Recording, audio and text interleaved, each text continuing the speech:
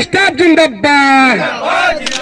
अगली लड़ाई चुनाव के बाद जो होने वाली है वो वेतन सुधार के लिए होने वाली है, उस पर लड़ाई होने वाली है। कर्मचारियों के हित में कोई भी ऐसा कार्य नहीं किया जिससे कर्मचारी संतुष्ट हों, खासतौर पर रनिंग कर्मचारी। और साथ में अभी एक सेफ्टी कैटेगरी का एक मुद्दा है जो पिछले कुछ दिनों से वो बंद है। आज देश का सबसे बड़ा मुद्दा पुरानी पेंशन बना है तो एनएमओटीएस और आप सहयोगियों के। भारतीय रेलवे दुनिया के सबसे बड़े रेल नेटवर्कों में से एक न केवल हमारी अर्थव्यवस्था का स्तंभ है बल्कि लाखों कर्मचारियों का भविष्य भी इससे जुड़ा हुआ है। 2024 का रेलवे यूनियन चुनाव कर्मचारियों के लिए एक ऐसा मौका लेकर आया है जो उनके अधिकारों, उनकी सुरक्षा और उनके भविष्य को तय करेगा।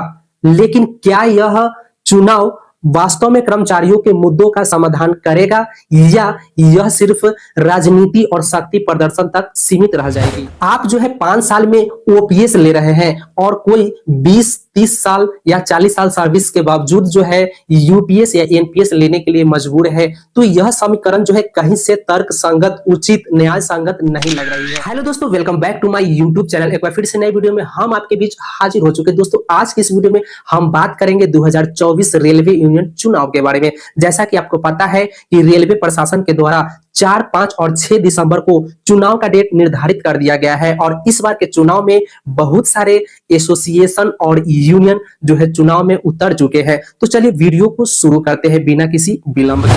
क्या आपको नहीं लगता है कि आपको गुमराह किया जा रहा है? पहले एनपीएस के विरुद्ध लड़ो, फिर यूपीएस के विरुद्ध लड़ो।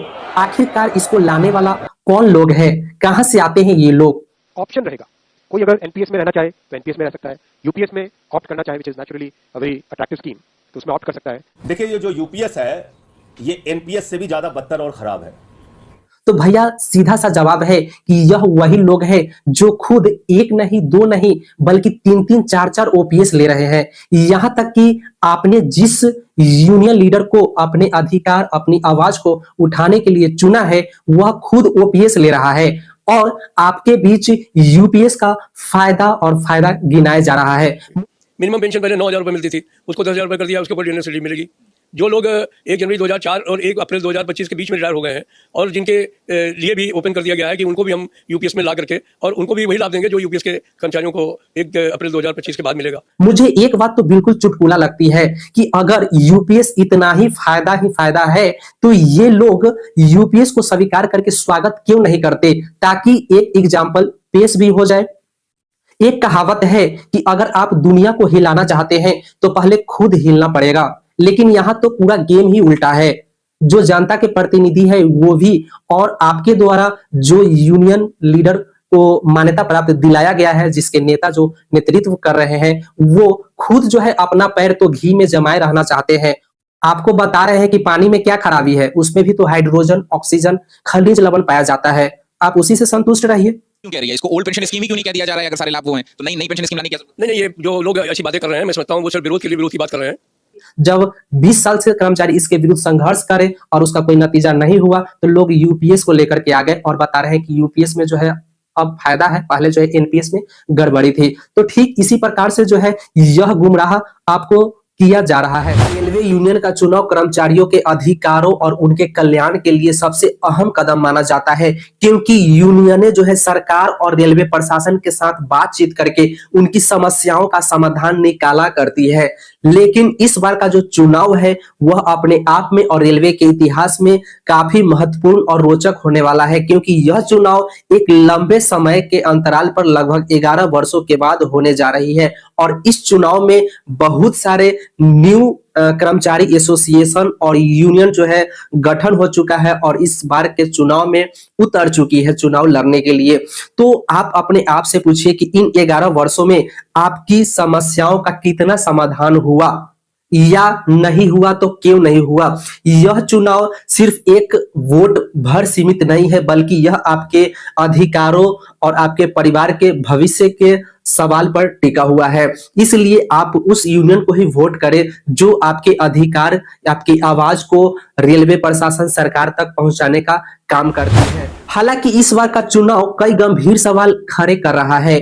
क्या यूनियनें कर्मचारियों के लिए लड़ रही है या केवल अपनी राजनीति चमका रही है?